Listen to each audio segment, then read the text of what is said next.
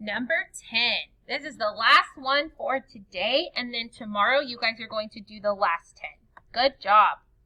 Mrs. Schrader gave her son 1/4 of his allowance each day on Monday, Wednesday, and Friday. Which equation can be used to find the fraction of allowance her son received on these 3 days? So she gave her son 1/4 of his allowance each day on Monday, Wednesday, and Friday.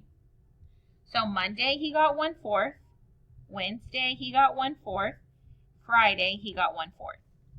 Which equation can be used to find the fraction of allowance her son received on these 3 days?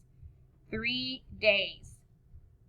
And I want to know the fraction of the amount of money her son received. So I know on Monday he received 1/4. Wednesday he received 1/4. Friday he received 1/4. Okay? This would be Monday, Wednesday, Friday. Which equation can be used to find a fraction of the allowance her son received? So 1/4 plus 1/4 plus 1/4 equals 1, 2, 3 equals 3/4. So 1/4, oh, y'all can't see that whole thing. There you go. 1/4 plus 1/4 plus 1/4 does not equal 1/4. Okay?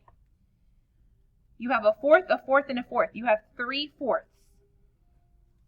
1/4 plus 1/4 plus 1/4 equals 3/4. That's a possibility.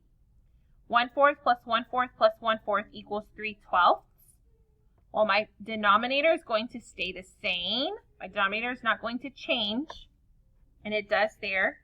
1/4 plus 1/4 plus 1/4 equals 4/4. Well, I have 1, 2, 3. So that should say 3/4, not 4/4. Letter N is your correct answer. Good job today. Remember, turn this in when you're done.